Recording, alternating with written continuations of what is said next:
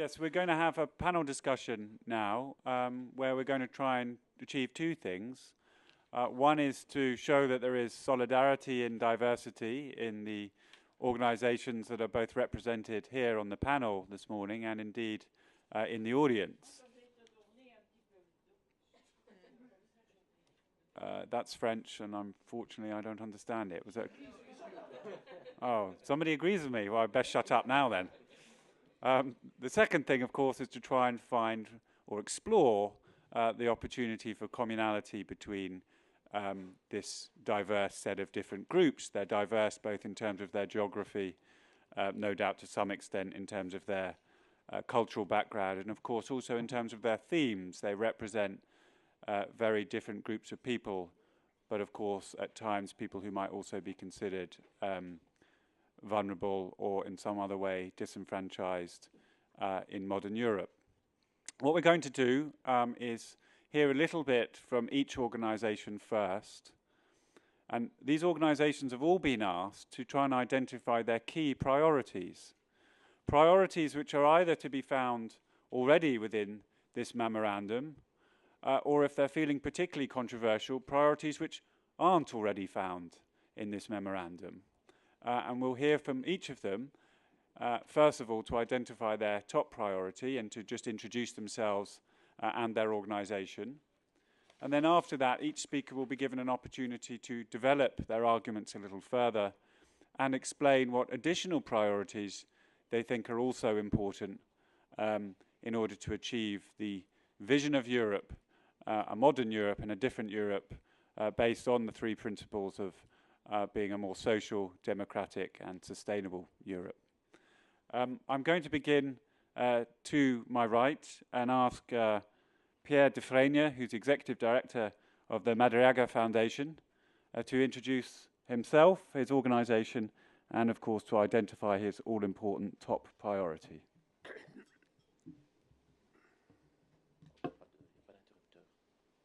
Okay, thank you very much.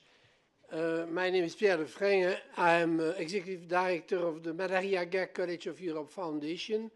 I've been a civil servant of the European Commission for a long time, and I'm teaching at the College of Europe and also in Sciences Po Paris.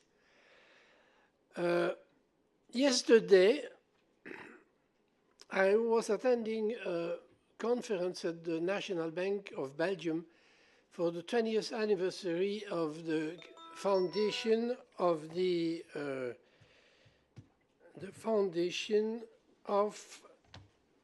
European Monetary Institute. Was a way to pay tribute to Professor Alexandre Lamfalussy, who has been the first chairman of the European Monetary Institute. And what struck me in the debate, which was very high level, first-class expert, very good lunch, superb reception by the end. After, of course, a speech by Draghi, it's very important to have a nice reception up to the standard of the boss. So that was all perfect. The funny thing, and I want just to tell you that story to identify the priority, is that among those who took the floor, prominent experts on monetary affairs, on the present crisis, financial crisis, monetary crisis, sovereign crisis, no one uttered the word social. Why? Because in that world, which is a bit an autistic world of bankers, central bankers, technocrats, and bureaucrats, people are just the adjustment factor. That's it. So basically we're caught between a hard rock and a hard surface. The globalization, which is a challenge we could take on easily if we were united, and the monetary policy of the Union, which is now the priority to keep the euro together, to prevent a new banking crisis, and then for the rest, if it turns into a decade of deflation, which is the most likely for what we know or we can forecast of the future, then it's all right.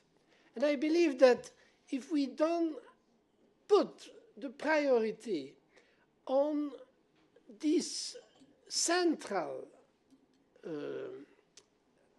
objectives, which is how to regulate global market capitalism at the European level. You cannot build up a social model without starting out by regulating market capitalism at the European level. Corporate governance, regulating finance, doing away with tax havens and so on. These sorts of things. And then you can think of a social model. But if you don't do that first, forget about it.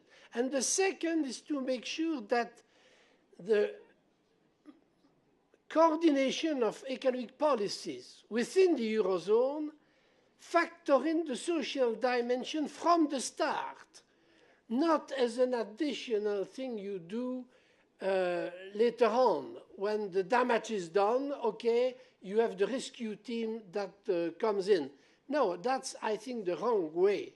You have to make sure that there is a balance between the necessary stability of the currency, stability of financial markets, which are of common interest for everybody in Europe, and an improvement on the front of employment.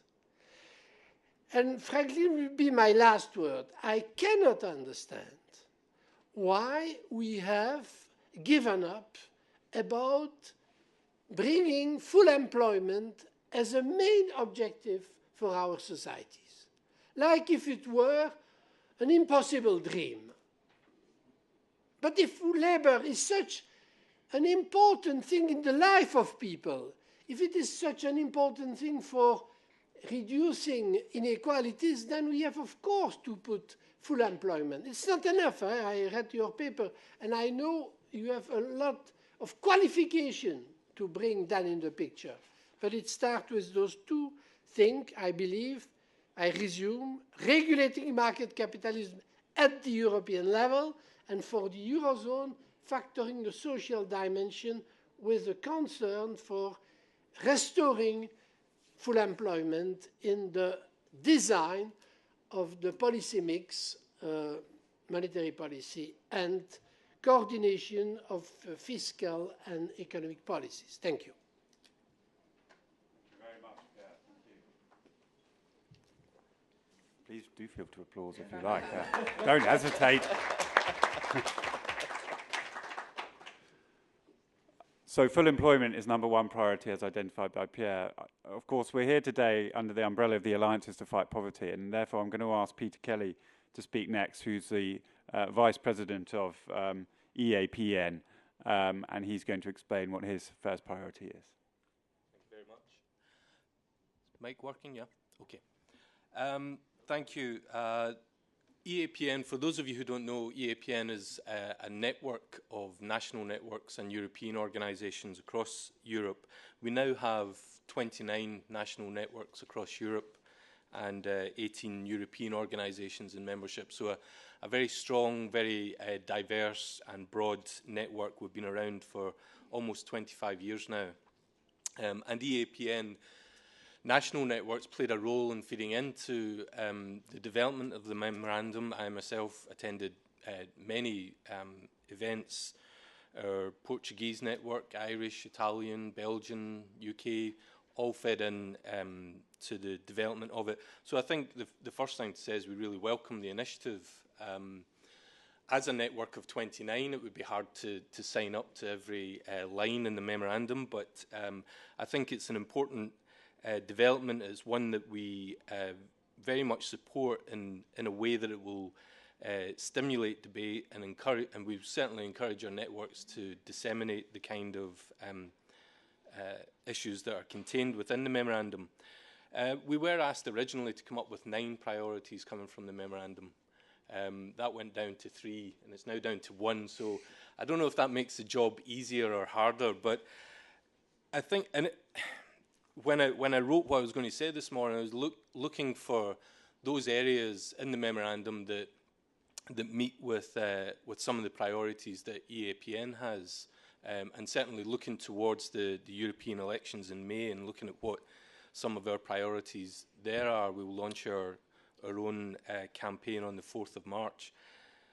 But I think something that comes through very strongly in the work of EAPN over many years now is a focus not just on policies to tackle poverty, policies for the poor, if we like, but across the broad dimension of inequality, and I think Wilkinson put it better than probably any of us could, and highlighted the reasons why we need to focus on inequality in all its various forms if we're going to make progress in tackling poverty. So I guess my main priority is those range of efforts that are highlighted in the memorandum that are designed to address inequality, income inequality and other forms of inequality.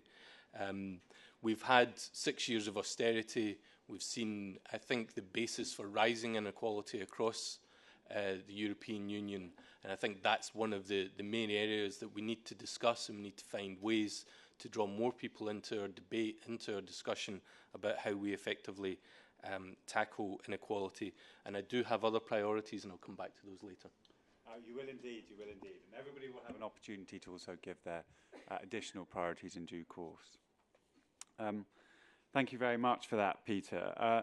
Next, we're going to turn to Claire Roumet, if I'm pronouncing that correctly, who can particularly speak about the issues of diversity because, of course, she represents Social Platform, which is an organisation which acts as an umbrella for a very large number of different civil society organisations with a wide array of different interests. So if we could next hear from Claire.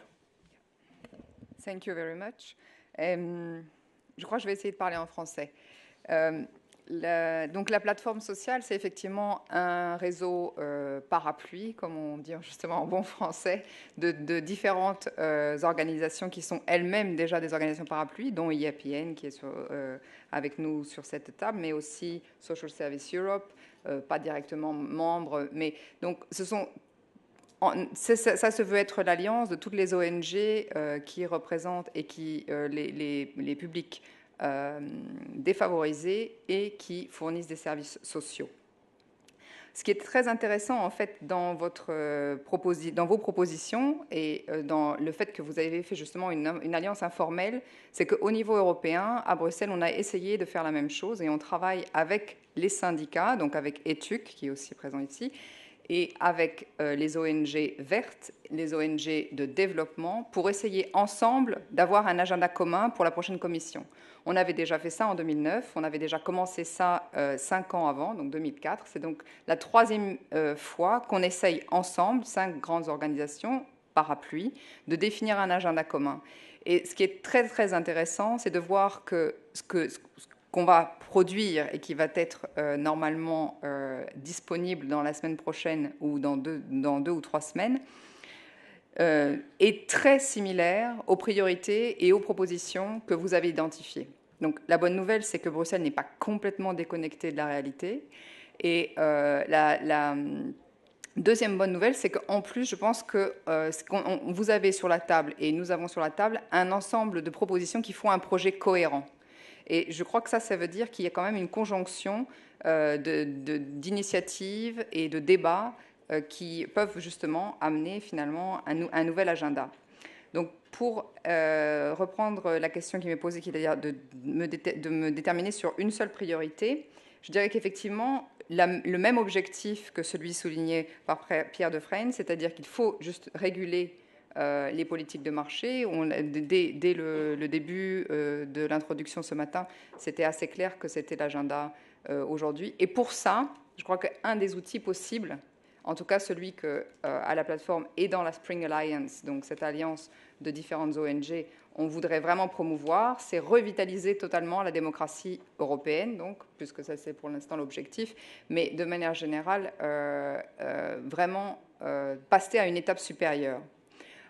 Il faut pour ça ce qu'on appelle la 4G, c'est la 4G de la démocratie, c'est la 4e génération.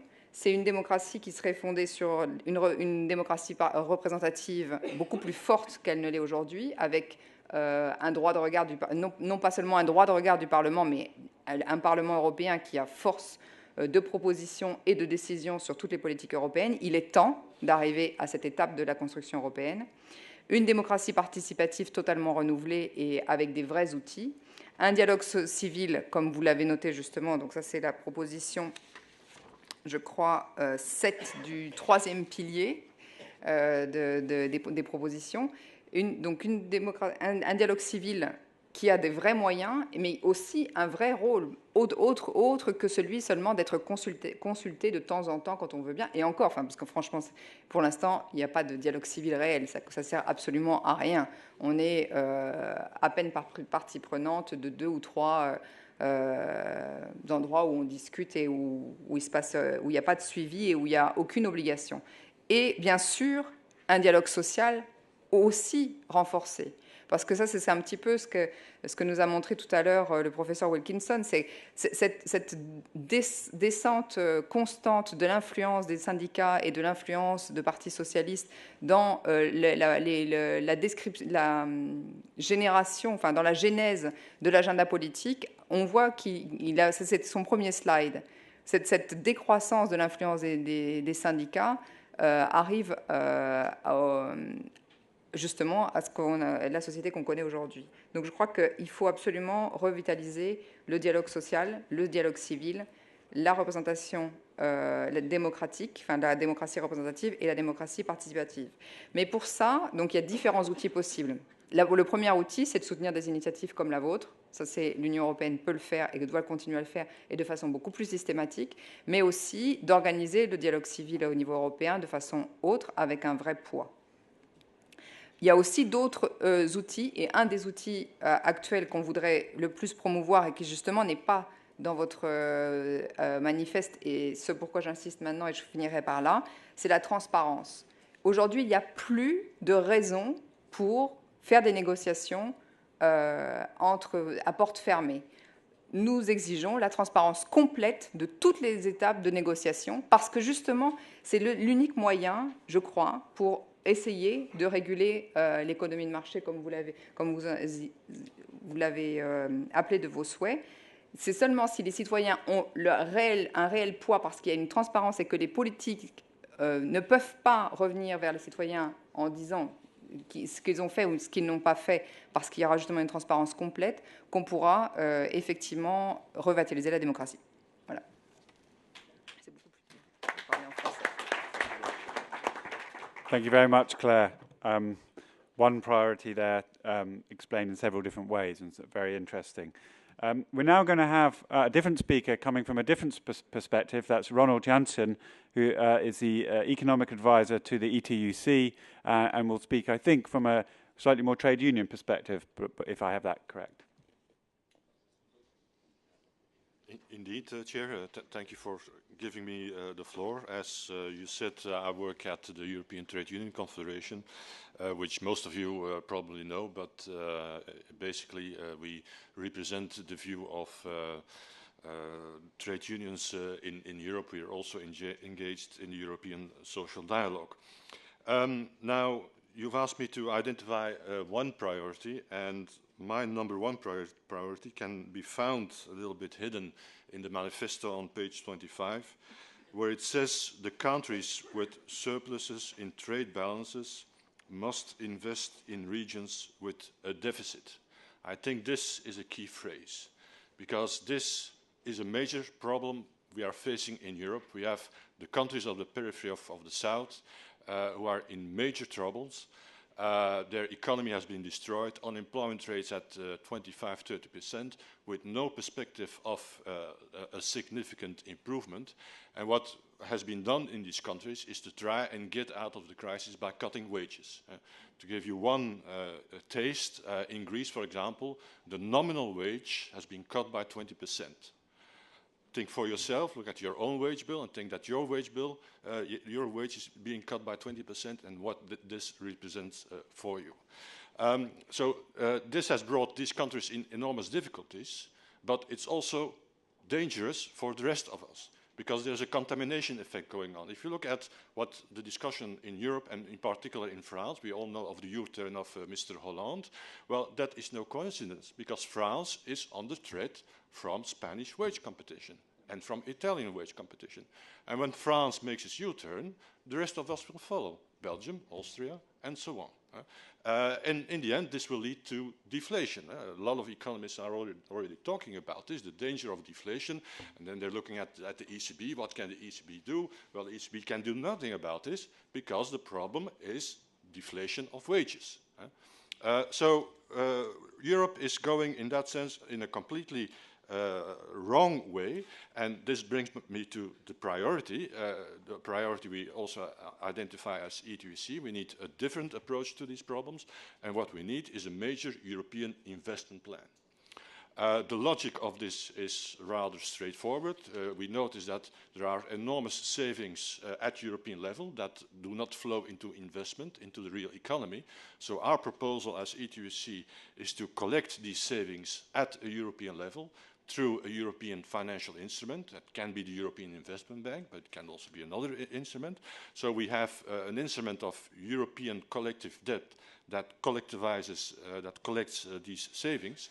And then these savings need to be invested in the real economy with a preference for the most distressed member states, but also with a preference not to construct new highways in these countries, but to invest in the transformation, in the greening of the European economy. So that means a priority for energy savings, sustainable energy, and so on. So to conclude, Chair, my #1 priority is an investment plan, a European investment-led plan to support the most distressed countries and to invest in the sustainable economy of Europe.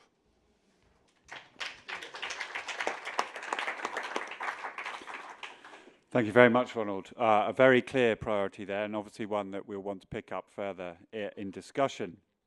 Before we move on to that, though, I want to ask our next speaker, who comes from, or is the president, indeed, of Social Services Europe, Patrick de Bucquoy, to identify his top priority. Thank you, Chair. Thank you also to the organizers of this day. I think it's an incredible opportunity to meet with people coming from different areas. I think, first of all, just to locate Social Services Europe, we are all member organizations of Social Platform. So fully not in competition, on the contrary. The only point is that we needed a space to develop issues which are linked to the social provision of social services more in depth than what was possible to be done within Social Platform. But we fully agree with what Claire said about supporting democracy as a key objectives, social dialogue and civil dialogue, and that's one of our priorities as well, of course. I take Pierre's point, #1 priority, employment. I wouldn't say so, but still I have to say that in concrete terms, the biggest contributors to employment are social services. It's the only area where employment is growing for the moment, 3 to 4 percentage points a year, where it is decreasing in other sectors. So it's a concrete answer to this priority. But if you ask me to identify what I would consider, or I think what we would consider as a #1 priority, it's a term that I hardly hear in European discourses for the moment. Fortunately, it is present here. It is a priority to human rights. And it might probably surprise you because when you hear about economic coherence and there are so many challenges, you would probably not think of human rights as a #1 priorities. But I think as far as human rights and especially social rights, are in danger, I think we will not meet any of the other objectives. So I'm quite sure my colleagues in Social Services Europe would back this support for human rights and human dignity. This goes together with another concept which you don't hear about anymore in European politics. It's services of general interest. Because what is it about? There are services aiming at supporting human rights. And probably the absence of the first explains the absence of the second. That's probably because the reason why you don't hear any more about service of general interest. And instead of service of general interest, you hear more and more calls to fight against poverty as another way of dealing with social problems that is only dealing with the target group of people living in poverty. And that is an approach we don't want, because policies for the poor are poor policies.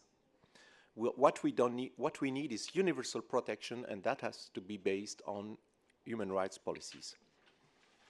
Thank you very much.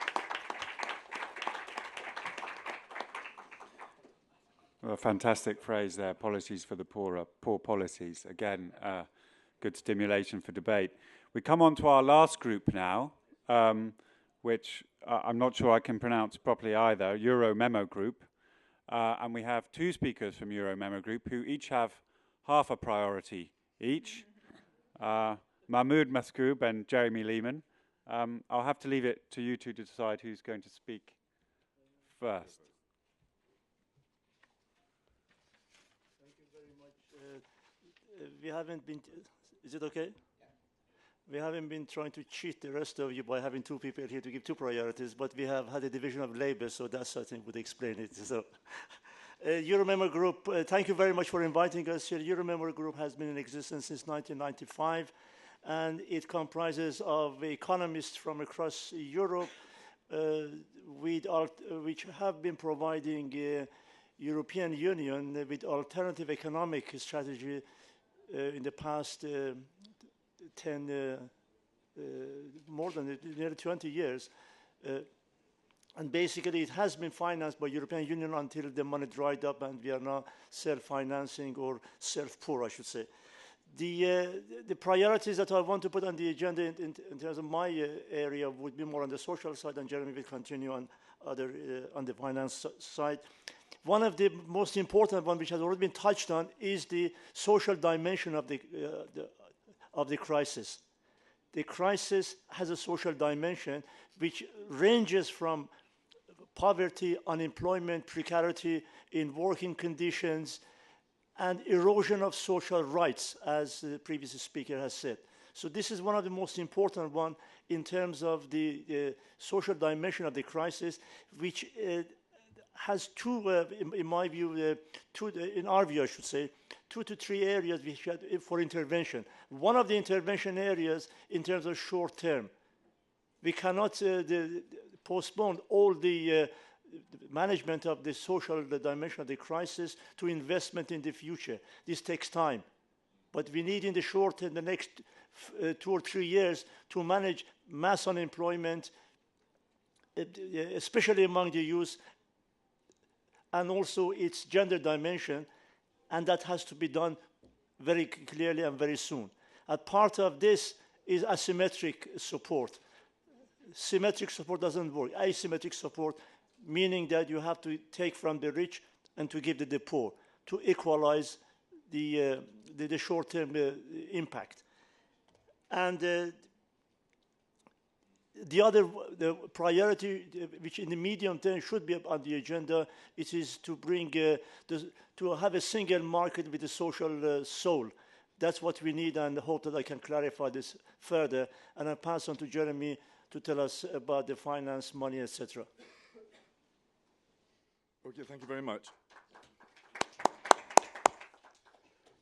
Thank you very much. It's a real challenge to try and reduce down to one priority. I mean, a number of priorities have already been mentioned, and I agree with all of them, and I think Euro Memo Group would too. I think there's a key thing right at the start, is that we have to reflect on the depth and severity of the crisis that we are still in. We've had 65 months of bewilderment on the part of of political elites and of repositioning on the part of economic elites. What we haven't had is any kind of progress towards a resolution of what are multiple crises, not simply a structural crisis of the financial sector, not simply a cyclical crisis of production and trade, but also a demographic crisis. One could also argue a systemic crisis of capitalism, above all of financialized capitalism, upon which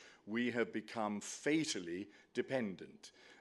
We have developed a culture in which we are expecting the kind of rates of return, the kinds of rates of profit that were generated by casino capitalism, Ponzi capitalism, which all ended in the crash of September 2008. What we need above all to do is reflect on the causes of this multiple set of crises and proceed from there. My contribution to this year's Euro Memorandum Group was in fact in the area of taxation, but there are, linked to that, I think, there are two major priorities. Some have already been mentioned. Professor Wilkinson mentioned the importance of market disparities of income as something that have reached grotesque proportions within contemporary capitalism. The multiple of 300 times income is both unacceptable in ethical terms, but it is also highly dysfunctional in terms of social solidarity, in terms of attitudes of elites towards the rest of society. So market disparities have to be reduced as an absolute priority, linked to guarantees of full employment and arguably a basic income. When we come to taxation, we have to look at the function of taxation within civilized societies. Taxation is the price we pay for civilization. Those are the words of Oliver Wendell Holmes in the 1930s. And we have to get back to a consideration of how we use taxation for the benefit of all society, in particular for the guaranteeing of public goods. And welfare is a public good, greater equality in society is a public good, education, social decency, these are all public goods that we have to rediscover. Above all, I think we have to re-examine within Europe the dysfunctional development of tax systems, such that 7 of the new Central and Eastern European member states have flat tax regimes, which have so seriously undermined the tax cultures of the rest of Europe, with the result that we have a corrosive process of tax competition, which is increasingly weakening the power of states to change affairs at the social and at the regional level. That it is an absolute priority that we reverse those flat tax regimes. It's an absolute priority that we increase the progressivity of taxation, such that there is the potential for redistributing. Flat tax regimes, regressive tax regimes reduce the latitude for redistribution. I'll leave it there because I think I'm getting signals from the chair that I should stop.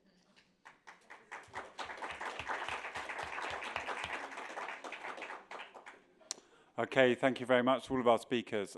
Each of them will have another opportunity to speak about their additional priorities, or indeed responding to comments made by other panel members, or indeed to answer a question from the audience. And so what I'm going to do now, if I may, is take a collection of questions from the audience, and I can't guarantee you'll get an answer, but of course the panel members will then be able to choose which questions they would like to answer, or if indeed they'd like to comment in relation to other people's responses. Hello, can you hear me? Yes. Okay, so I'm Stanislas Jourdan. I'm part of the European Network for Basic Income, which was just mentioned. And I would like to react before on the idea of full employment that was mentioned several times. And I think maybe I will talk as one of the youngest person in this room. And I mean, yeah, many young people are jobless right now, but there is another trend that is going on, is that more and more people actually don't want to go on the current labor market. Why? Because most of the jobs are getting boring, degrading, alienating, and so on and so on. I mean, the truth is that the current labor market is not at all attractive, and I'd rather spend my time at home doing stuff I like than getting the first bullshit jobs I can get. So my point is, why do we have such a situation?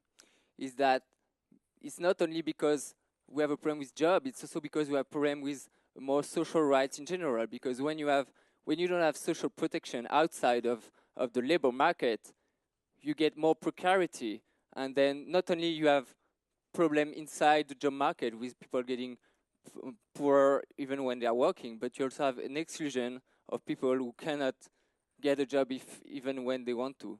So my question would be, how can we make a better welfare, not only for people who have jobs, but also outside of the job market, and what you guys think of the basic income? We have a question, I think, at the back of the room. Oui. Oui, c'est plutôt un complément, si je pourrais dire, avec les priorités. Si on prenait les titres d'un livre de Freud, Les malaises de la civilisation, et si on les change, les mal-être de notre société, et je crois que ça pourrait nous aider à imaginer qu'est-ce que c'est la santé. Donc j'ai l'impression qu'on n'a pas parlé de santé, on a parlé d'économie, on a parlé de travail, tout cela. Si on prend la définition de la santé de l'OMS, c'est un état permanent de bien-être à niveau physique, psychique et social. Moi, je pense que là, il y a un peu un résumé de cette situation d'aujourd'hui. Je crois que s'il faut insister, c'est une société qui vit dans les mal-être aujourd'hui, et de quelle manière faire si que la dimension sociale, et on a parlé du travail, mais on pourrait parler aussi du logement, on pourrait parler aussi... Voilà. Okay, I'm going to return it back to the panel members now, because I note we don't have an enormous amount of time. Pierre, if we could return to you, if you would like to respond to any of the comments people have made already on the panel, or indeed in the audience, and particularly it might be interesting to hear your views about Ronald's suggestion about a European Investment Bank and the proposals that he mentioned.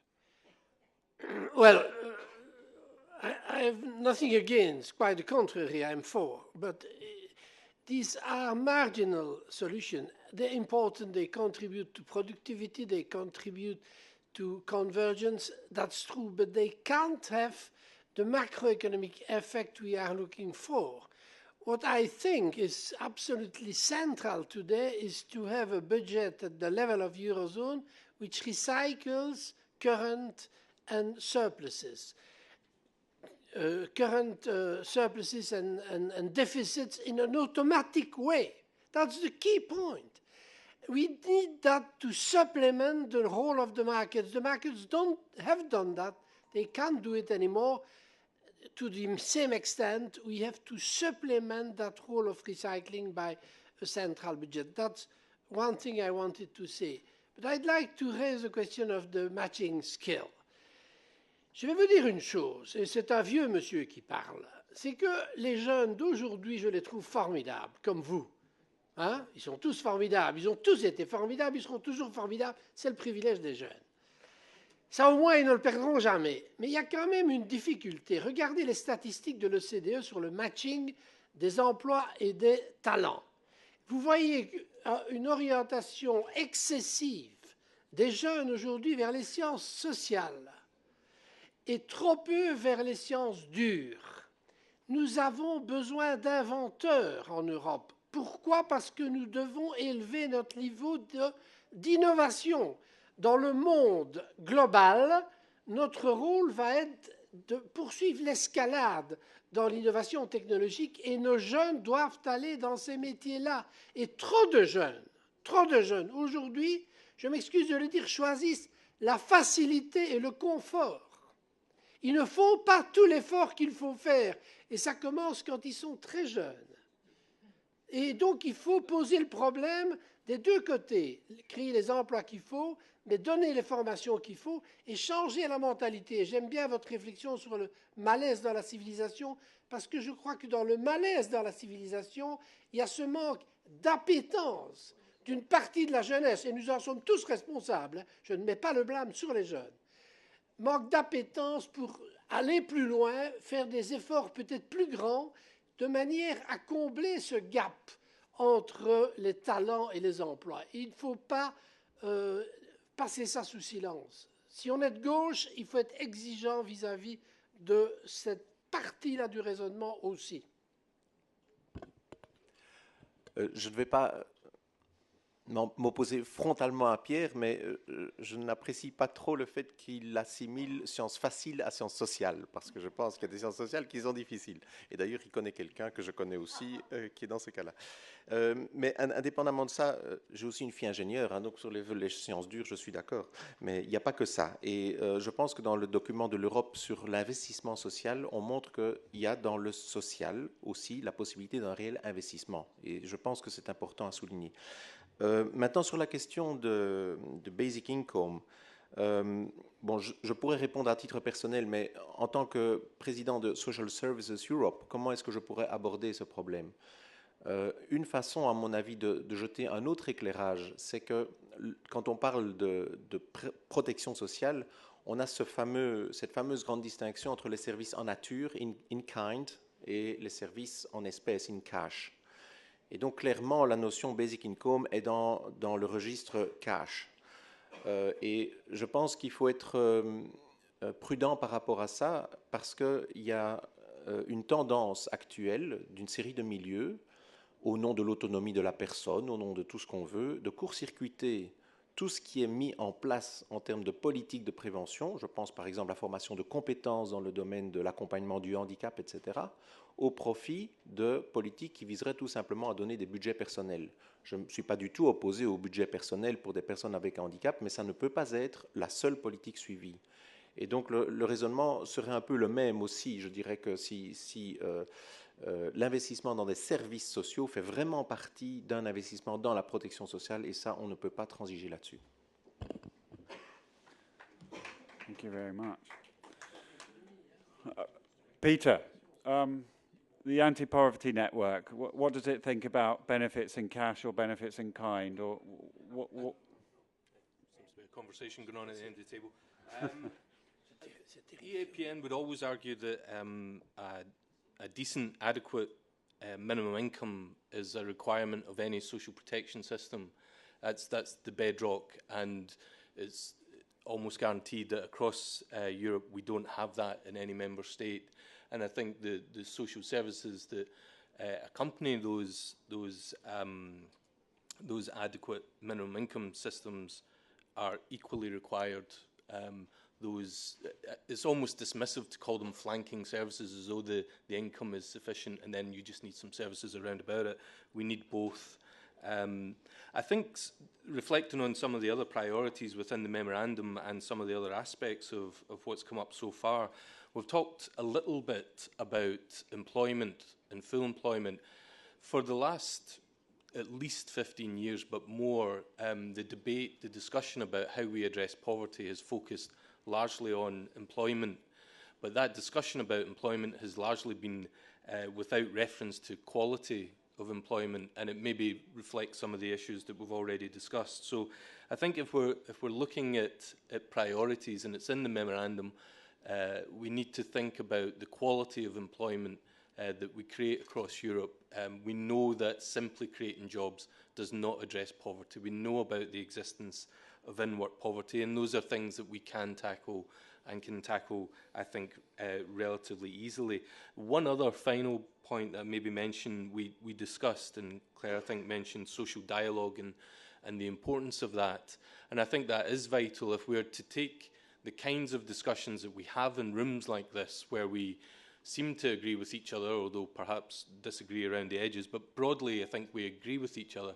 We need to take these discussions out of these rooms and have these discussions in accessible ways with other people. At the moment, unfortunately, I don't think we do. And one thing that we urgently need to do, and I think EAPN has always placed a priority on this, is bring those with direct experience of poverty, of inequality, into this discussion as well. That's something that I think adds weight to our arguments against poverty and broader inequality. Thank you very much, Peter. Okay, perhaps if we next move to Ronald. Ronald, what about the issue of if you're trying to ensure full employment, particularly in areas where unemployment is very high, particularly perhaps for the young, what do you say about the quality of the jobs that might be on offer that a European Investment Fund might help create?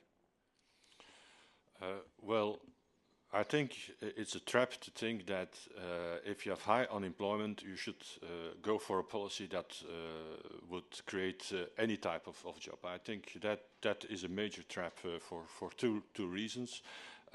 One reason is that precarious jobs make a precarious recovery. If there's a small stimulus revival of the economy and some jobs are being created, and if these jobs are fixed-term jobs, low-paid jobs, then you don't have an automatic takeover effect, because to have a real growth cycle and investment cycle, you need these jobs to create more demand. And if you create more demand, you get more investment, and so the economy gets going. But if that doesn't happen, if the jobs that are being created are very low-paid, precarious, insecure jobs, people don't spend, and you don't have this accelerator effect, as Keynes used to call it. The second mistake that has to do with this is that those precarious jobs are often portrayed as a kind of stepping stone, saying, especially to young people, this is only temporary, you get work experience, and after a while you'll get a full-time secure job. Well, we know from practice, from reality, that it doesn't work that way, that you get stigmatization. Young people who have worked for years on dozens of fixed-term contracts, after 4 years they go for a vacancy with a permanent contract, and then the employer says, hold on, you were never able to have one job and one contract during all those years, so there must be something wrong with you, so we don't hire you in this permanent contract. So that is the reality. Yeah? So, but yes, unfortunately, it's perceived in circles of economic policymakers that to strengthen the economy, you have to weaken labor and create precarious jobs. But we think it works the other way around. Thank you. Mahmoud, I think you mentioned something about minimum income, and to answer the young man in the room's question, should a person be entitled to turn down a job that he finds boring or demeaning, but still receive a minimum income from the state? Thank you very much. You read my mind absolutely clearly. I can't really believe it. This must be something in this machine. Well, first of all, I answer to respond to your question. I think you put your finger on something very important here, which touches on a variety of issues, working conditions, and type of work you do. You said it's dirty, dangerous, and boring. Who is doing these dirty, dangerous, boring activities now? Mostly migrants, right? If people of Europe are not doing them, it's because their remuneration, their wages are too low for these activities. Okay? That's fine. I mean, but the point is this, that the work is not valued. This is the point that Richard Wilkinson made earlier on. I don't know if he's here in the room or not. The work is not valued. So collecting rubbish is not valued because A, is low paid, and B, is dirty, actually. I moved to Holland in the late, in 2006. Since I moved there until now, I moved from England there, the color of my rubbish trucks on the street hasn't changed, but the color of people has changed. I used to have a couple of the white people, Dutch white people, or maybe other Europeans, and two or three, the non-white, mostly black, and now the majority of them are black. So if we are asking these questions really to do with whether the job is fully remunerated in terms of its difficulty, etc. So my response would be, we need to change the social attitude towards work, actually. This is not saying that we won't do it. I'm not saying that anybody should be forced to do these jobs, but these are jobs which are around us, and somebody has to do it. I'm not saying that, by the way, we should chuck out the migrants and have the Europeans doing them, which is happening, by the way, in the richer countries, as you have more white Europeans moving from east to west and east to north. So my response would be, I quite agree with you, they are all dirty, dangerous, and degrading, but we need to deal with it, not in terms of not doing them, but in terms of changing our attitude to work and also compensation for work. That's a very crucial thing.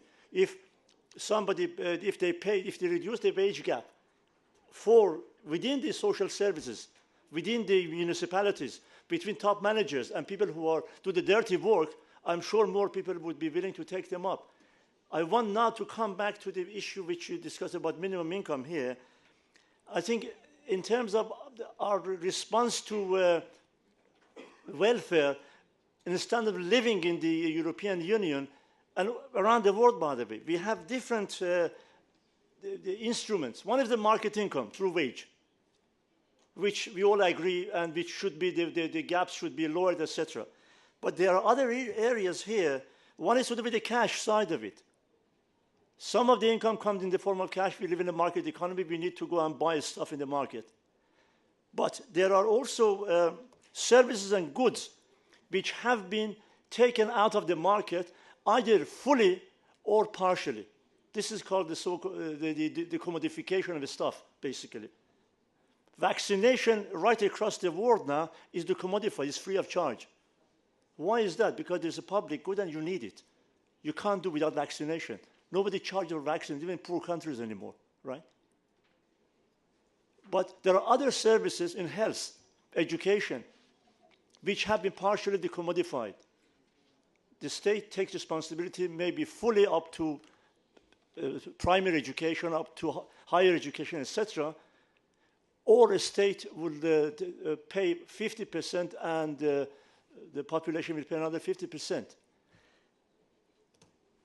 So we need this sort of intervention in the market, which at the moment has been eroded fully, or beginning to be eroded through the restructuring of the social services that we have had this discussion here. So if we want to maintain a standard of living, part of it comes from the market income through wage. Other parts come from the commodification and intervention in the market.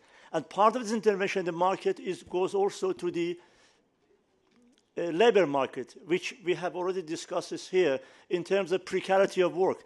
At the moment, one in five Europeans have a work contract which is precarious, short-term, very minimal social rights, 0 hours, etc. So intervention in the market, both labor market, regulating labor market, regulating housing market, and regulating key areas of social services are crucial to maintaining a basic decent standard of living and not just income. Sorry to take it on.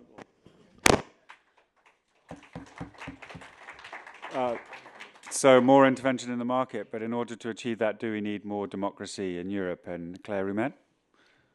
Well, yeah, indeed, but to come back on decommodification of rights, because this is indeed what happened, is that we have commodified basic rights. Rights to housing is a major issue. And indeed, the problem now is to find ways to make policy to decommodify.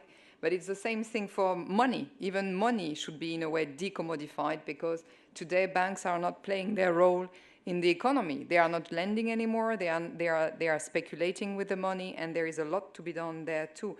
I just want to come back on the minimum social protection floor, which is something that indeed we work at the social platform that we call, which is more than only a minimum wages, because that's can be part of it, but because there is still a lot of people that are not in the employment. And I want to come back on that discussion that we have now, full employment versus not full employment, good employment versus our own, how we do see the work. I think that employment has been centered to our society only for 50 years. And it's just now that if young people are looking at employment and that they might not want the employment or the job that are there, it's also because, I hope, the society of the future will not look at employment as a center of the world. It's not the center of our life. It has become like this because we have been pressured. Now we work 10 hours a day, 12 hours a day, because we have the chance to have a job. But I hope it's the end of it. And I'm very glad that indeed we bring that, because I believe that we have to change entirely our policy, including EU policy, which are entirely speaking only about we need to get the growth, because then we need to get the full employment, because then we will get the social progress. And indeed, the chart of the introduction this morning showed it perfectly well. You need to get economic growth to a certain point, and after, it never gives you any more social progress. So we are just at another stage of our civilization. Yeah.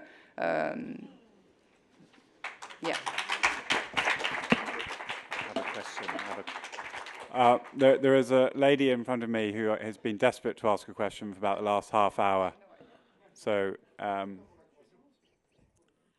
I just wanted to mention something else, to add something, because when you are speaking about a democratic Europe,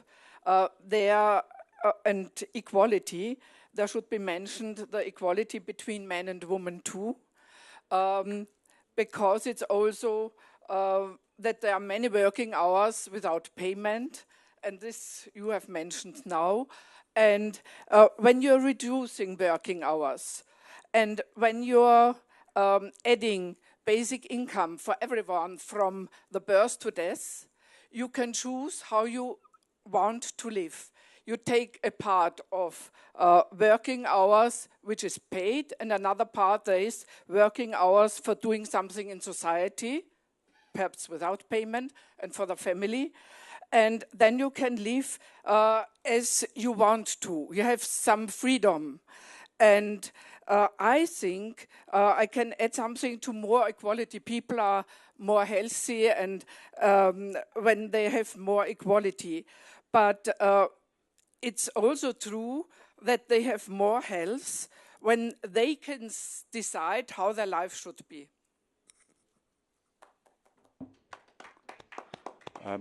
Would you like another contribution? I thank you for raising this issue because probably that was not apparent enough in the document. And I would like to take this opportunity just to add a second answer to the question that was asked to us in terms of priorities. And in number 11 and 13, it's spoken about encouraging non-profit forms of initiatives. And this doesn't directly answer your point, but still social services are among the services where the female employment is highest. It doesn't mean we are high-quality employers. There may be a lot of contrary cases, but at the same time, I think there is a capacity to deal with the issue of gender equality and as well with volunteering in a different way than the for-profit sector. And that was the point I wanted to make as far as social services are concerned. I think there is for the moment an incredible pressure from the for-profit sector to come in sectors which were traditionally offered by non-profit service providers. I think there is nothing to bother against that. I think we are all in favor of the plurality of providers. There is place for everybody. But we should not underestimate the key role of non-profit service providers, not only in the business model that they have, but also in their contribution to what Claire said about democracy, because the stakeholders in non-profit organizations are not shareholders. They are looking to something else than only adding values. And that is also an answer to, or a confirmation, a good example, good practice of what was said this morning about not relying on options or value added for CEOs, but on having a different way of working, and therefore as well contributing to democracy. Okay, there's going to be a little bit more time for a few more questions, but I'm really going to insist that these are questions, not speeches. 3 sentences each for anybody who wants to ask a question, and I'm going to prioritize questions from women, if at all possible, because we've had a panel which is almost entirely dominated by men. So, okay, 15 words. And can we have some women ask some questions, please? Thank you. Oui, bonjour. Moi, en fait, je voudrais un peu faire un mélange entre le fait, ici, on discute beaucoup de social. Il y a des plateformes qui sont organisées au niveau social, qui veulent faire entendre quelque chose au niveau européen, faire passer un message au niveau de la Commission. Mais bon, en même temps, il faut quand même bien voir qu'il y a toute une série de choses par rapport, notamment aux services et tout, qui se négocient. Là où, contrairement au social, pour lequel il y a peu de compétences au niveau européen, on peut demander beaucoup de choses au niveau social, au niveau européen, il n'y a pas de compétences, c'est comme ça, c'est la subsidiarité qui a été un peu mise à mal, mais ça c'est un autre débat. Je voudrais voir aussi par rapport justement aux services, on nous dit oui, mais voilà, mais est-ce que vous ne pensez pas qu'il faudrait aussi adresser la dimension des relations commerciales, parce que quand même, dans le partenariat transatlantique qui est en train de se négocier, excusez-moi, mais c'est quand même les services privés qui sont plutôt favorisés. Et donc, je voudrais savoir si par rapport à tout ça, vous ne pensez pas qu'il faudrait inclure aussi tout cela, parce que si on veut vraiment décommodifier la santé, l'éducation, il y a quand même des enjeux qui dépassent uniquement le cadre de faire des plateformes et de parler du social. Voilà. Pierre is a specialist, I'm told, on that particular topic. Can I mean this? Any more questions? They're questions, not speeches, and can they be really, really quick? And while you're thinking of your really quick question, Pierre's going to give a very quick response to that question. Tout ça pour un demi-point de PIB. Est-ce que ça vaut la peine d'exposer nos normes, nos standards, nos services d'intérêt général, etc., etc.? Ma réponse est non. That's how it's done. Yes, sir. When I saw Claire speaking,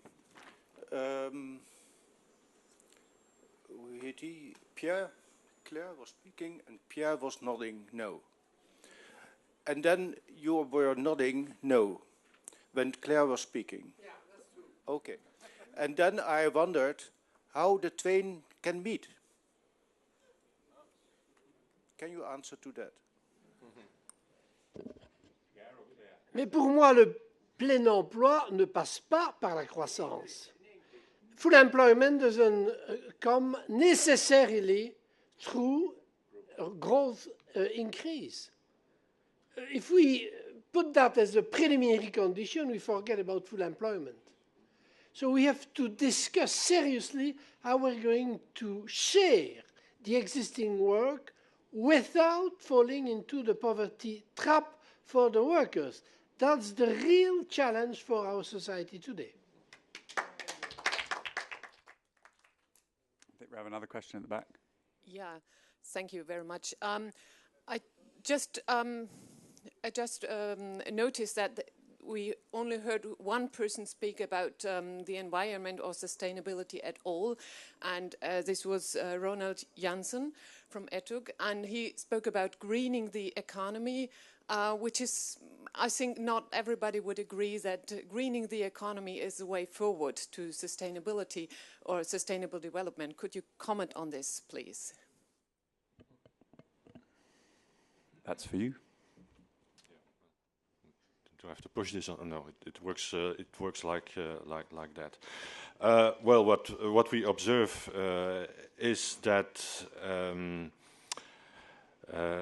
you need to invest. I mean, what is being saying here about growth and GDP is all very fine, but we have to keep in mind that GDP numbers are simply conventions, and they can be wrong conventions, but they can also be the right conventions. In that sense, that when you invest in, for example, solar plants, power plants in Spain, Italy, or Greece, and you invest in a European network to connect the electricity grids from the south to the core of industrial Europe, then yes, your GDP goes up, you have growth, you also have jobs, but you have a good kind of growth. It's this green kind of growth that you have. I would say let's not be too rigid with economic concepts and is it greening of the economy or sustainable development of the economy. Let's look at very practical things, how to get unemployment down, improve or maintain standards of living, while facing the ecological challenge of Europe. Yeah, it's one word on the greening economy, because I think for me greening economy is localizing the economy again, and by putting all the economy and the activity at local level, first we get a reduction of emission, but also we create the employment where we are, and we create a completely new economic relation between the different actors at local level. But just I'd like to come back on one issue about equality, because I thought that it is a very important equality in general, and I'd just like to note that the work most of your organizations are doing at local level, and I'm speaking here, for taking the example of Vie Féminine, is indeed extremely important and should be much more supported also, I think, by EU level. In empowering women by explaining them their rights, and most of the rights are also in the EU Charter of Fundamental Rights, by making this Caravelle des droits des femmes all around Wallonia and Brussels, I think this is an extraordinarily good example of how we can ensure more equality. And I think that I hope also that EU can have a future role in protecting our rights. As Richard Wilkinson said this morning, we need to look at reform in order to preserve. And for me, EU has been very good in putting this internal market at the first.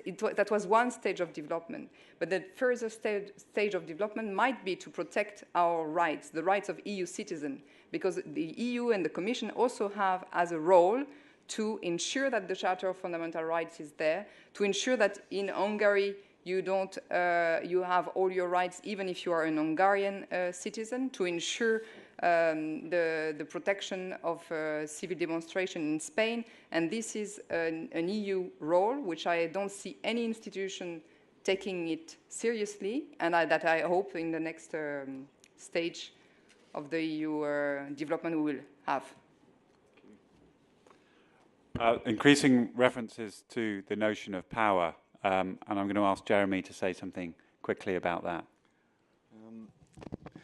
Yes, I think we've been skirting around the issue of power, because what we've witnessed over the last 30 years is an increasing asymmetry between the power of private agents, that's markets or corporations, and the power of states. This crisis has been brought about by the excessive power given to markets and the belief in the efficiency of markets.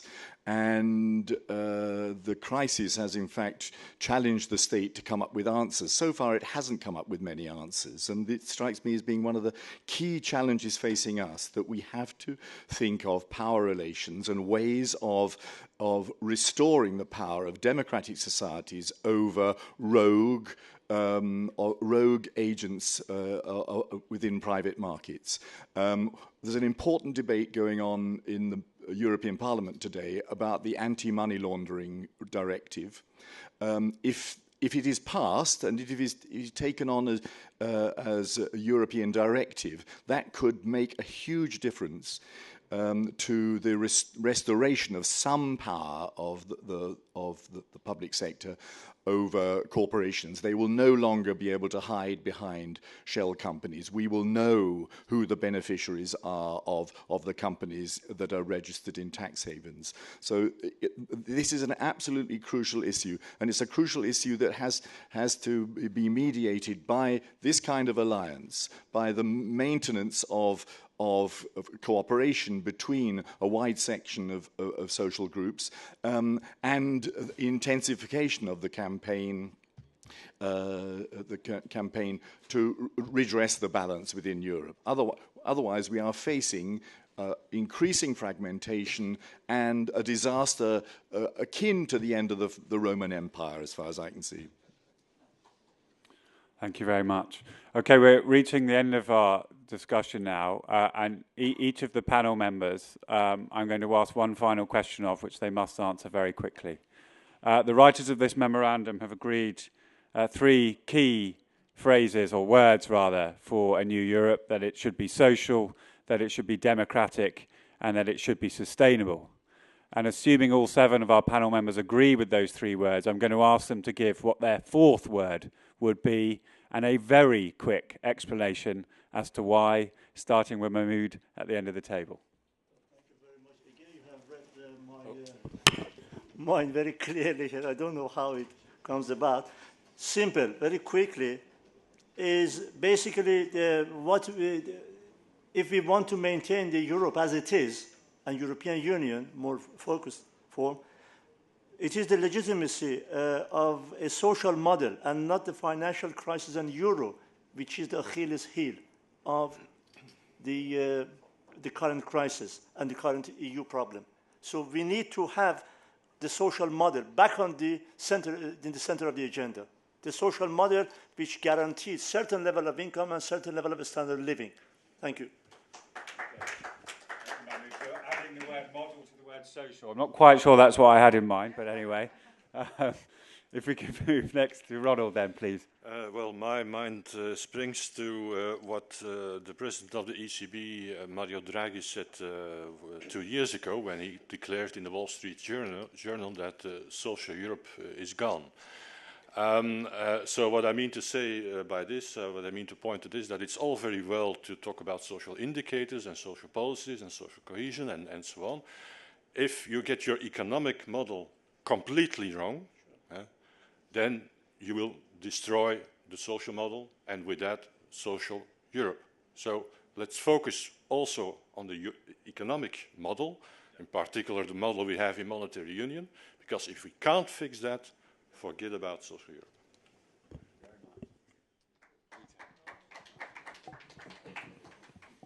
I think you asked for a word, didn't you? Participatory. We have democratic in there amongst our 3 words so far, but our European Union has become somewhat more democratic over the last 5 years, but not very much. But in terms of the remoteness of Europe from most people's lives, it's if anything, increasing. So we need to find ways, and I think some of the ideas in this memorandum will help us get there, but we need to find ways to make our European Union, our structures, more participatory and have more meaning to the people who actually should be benefiting from them, and in many cases are benefiting from them just now. Thank you very much, Peter. 1 word. My word is justice. Brackets, the restoration of a set of cultural norms which demands that people regard society as an important source of value. And I would recommend people read not only the book by Richard Wilkinson and Kate Pickett on the spirit level, but the book by Tony Judt called Ill Fares the Land. He records there the deterioration of social norms away from social justice and towards the new detached elites that make decisions that affect us all, but which are essentially destructive of solidarity. Thank you very much. And if I can just personally add a commendation there, I would really ask everybody to read Tony Jutt's book as well, Ill Fares the Hard. It's a fantastic read and very relevant to the issues we've discussed today. Claire, one word. So I would hesitate in three. One would have been transparent, as I explained in the beginning, but then it would be more linked to democratic. The one I really personally like and I don't see enough would be responsible, but we can still think that maybe it's part of the durable or sustainable word, but I think that we are really lacking our responsibility. Then I will choose the third one, which we have not maybe touched upon in that debate, and that would be open. I think we are dying about being closing ourselves.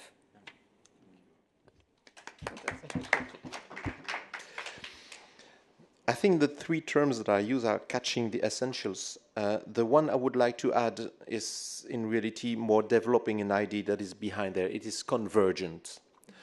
And this morning we heard about inequalities in the global world, but there is a specific challenge for Europe for the moment, because for the first time since Europe was created in 57, it was written in the Treaty of Rome what's done for ever closer union between the peoples of Europe.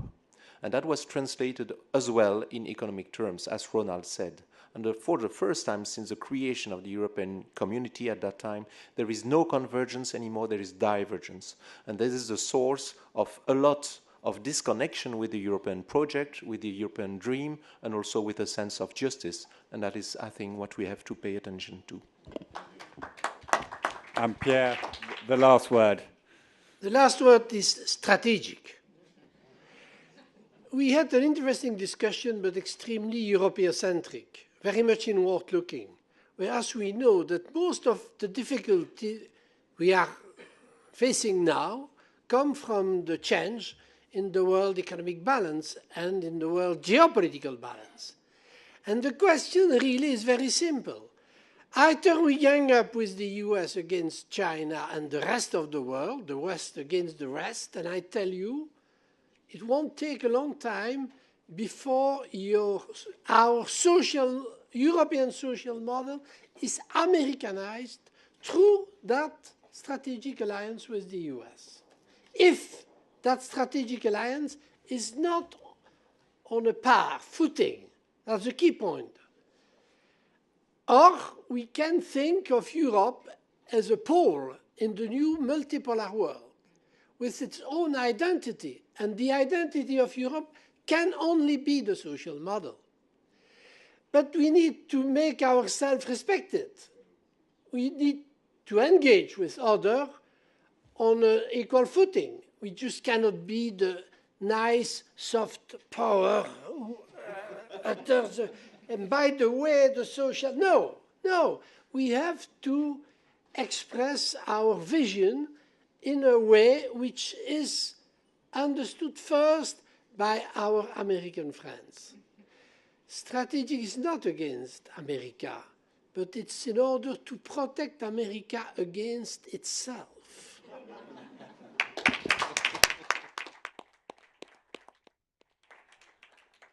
Well, quite a brilliant last word there. I'll leave it to all of you audience members to decide whether or not the panel have exhibited solidarity in diversity. I'm not sure if you'll all agree with that. What I'm sure you will all agree with is we've had a fantastic discussion with some brilliant contributions from the floor and most importantly from the panel. Can you all join me in thanking all the panel members for coming here today?